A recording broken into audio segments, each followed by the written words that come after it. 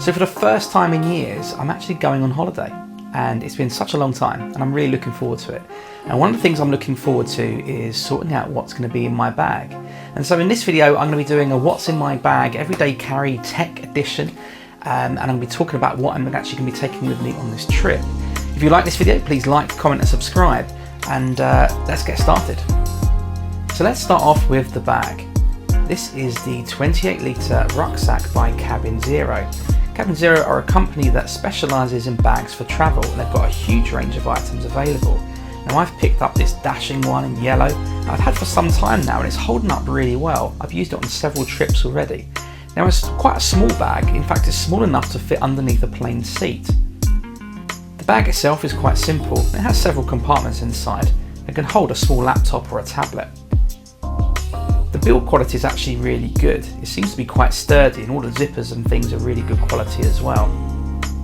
Despite its small size, this bag has plenty of space for the items I want to take with me on holiday, plus any extras I might decide to buy at the airport. If you're interested in this bag, I'll put a link in the description below where you can get 10% off of your order. So let's talk about the iPad Pro. This isn't the latest version, in fact it's the 2020 model. It's got 512 gigabytes and it's the cellular model, which means I can use it out and about and I don't need a wireless network. Along with that is the Magic Keyboard, which actually doubles up as a pretty good case to keep this iPad protected. I've been mainly using this for light video editing and watching some stuff on the plane on the way to my holiday destination. The iPad Pro is great at many things, but one of the things it's not good at is reading, which is why I brought along with me the Kindle Oasis. This actually came out in 2019, it's really due an upgrade I think, but it's a really solid e-reader. I've got several books lined up for reading while I'm away. If you want to know what they are, let me know in the comments. I might do a video about my reading list for the summer. What I love about this e-reader is the fact that it actually has buttons on the sides and a thick bezel down one side, which means it's easy to hold and to change pages in the book that you're reading. The downside is it uses a micro USB charger, which to be honest is so outdated, and it's yet another cable I'm going to have to take with me in my bag. For the first time in a while, I'm not actually going to be taking a dedicated camera with me. I'm going to be using two things to take photos. One is this iPhone 13 Pro Max, which I'm using to film this video, but I'm also going to be taking this. This is a Leica Sofort instant camera. It uses Instax mini film, which you may have seen other cameras, similar cameras for much cheaper, but I really like the look and design of this model, and I've had it for a few years and I really enjoy using it. There's something quite nice about taking photos and having them actually in your hand straight away to put in albums and stuff. I find a lot of the time I take photos, the photos kind of disappear. They're on my phone somewhere and I never really look at them again, but having them all in an album actually would be really a nice thing to do. And if I'm looking to take higher resolution photos, then this iPhone 13 Pro Max will do absolutely the job.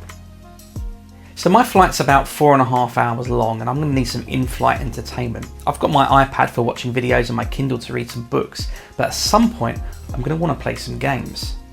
So I'm going to be taking my Nintendo Switch Lite in this amazing blue colour. When I saw this colour released, I was really excited about it because it's probably my favourite colour out of all of them. Now there's a couple of things I prefer over the Switch Lite over the bigger Switch, because I used to have the bigger Switch. One is the weight. I just really like the fact it's so much lighter. And the other thing I don't like about the bigger Switch is the Joy-Cons, which is obviously the whole point of the Switch, but they wobble ever so slightly on the side of the Switch screen, and that just makes it a bit of an uncomfortable experience. So I'm going to be taking my Switch Lite, and the Switch I always compare to like a Walkman or an iPod. It's just one of those things where you can have all of these games available and you can just play whatever you want, whenever you want. So I'm definitely going to be taking the Switch Lite with me on that plane. In terms of cards, I actually like to travel light at all times. So the only wallet I take with me is the Apple MagSafe wallet, which I have in this midnight colour. Inside there are only 3 cards. One is my driver's license and 2 of them are my bank cards. So let's talk about the cards I carry with me. The first one is for Monzo, and this is my main bank account. I've had a Monzo account for several years, but earlier this year I made the switch to full Monzo, so this is where I get paid for my day job, and I have a business account as well, which I get paid for YouTube and my various other projects as well. What I love about Monzo is the app. I've used a few of these sort of starter challenger bank apps before, and actually I just think Monzo is absolutely my favourite in terms of the organisation of your payments, the ease of use of pots, and I just really like the layout and the functionality with it, and it's always been incredibly reliable. You can get a free account, or you can get Monzo, I think it's called Monzo Plus, and then it's got Monzo Pro. I have a Plus account, which is sort of the mid-tier. I pay about £5 a month for that, I think. And you get a few benefits with that, one being you can earn a bit more interest on your savings if you've got any money in that account, and I just like the colour of the card, to be honest. But Monzo is a great account. I'm not being paid to say this, I genuinely like using it, and if you're interested in signing up to Monzo, I'm going to put a link in the description below, so if you want to do that, I'd be really grateful if you could use that link. Now the second card I use is called Curve. Now there's a few different versions of this card that you can actually get.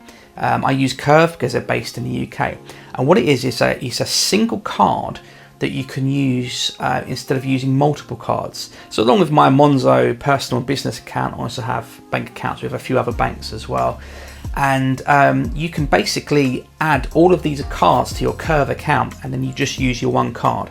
You then use the app to switch between the cards whenever you want to make a payment, and yeah, it's really easy to use and just saves me carrying lots of different payment cards and really minimises that wallet.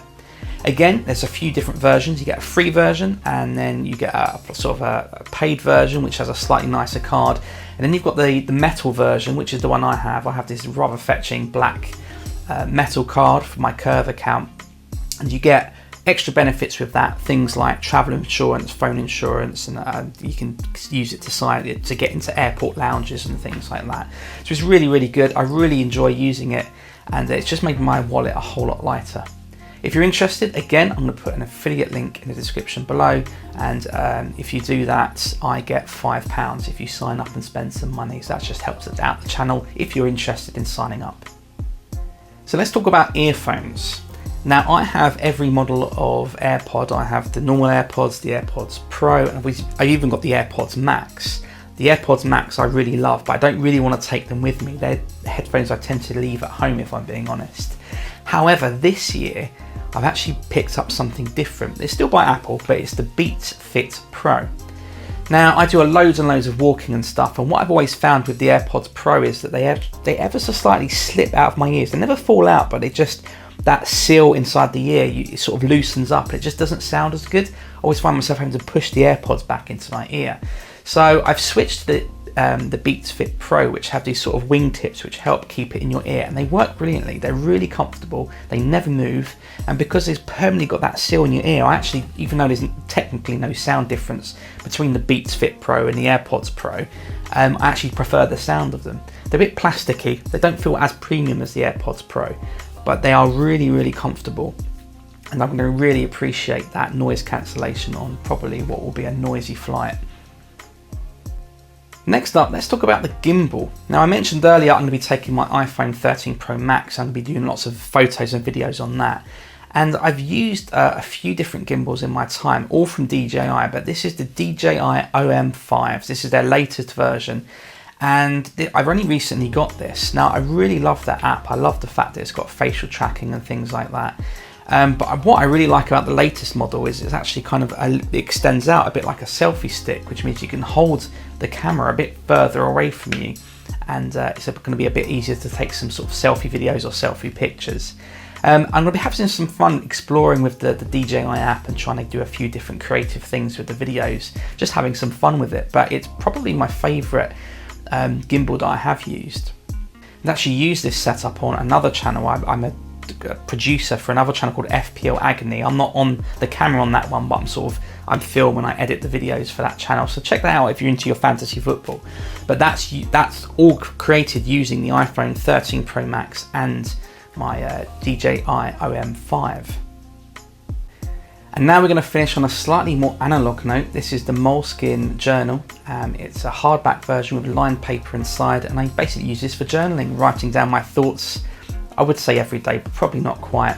And with that, I'm using a Lamy yellow fountain pen. You can see a little bit of a yellow theme going on with some of the items in my bag. I don't usually write with a fountain pen, but I thought I'd treat myself to this pen. It's actually quite reasonably priced. It's £20 that I got from the shop, and I'll put a link to that in the description below if you're interested.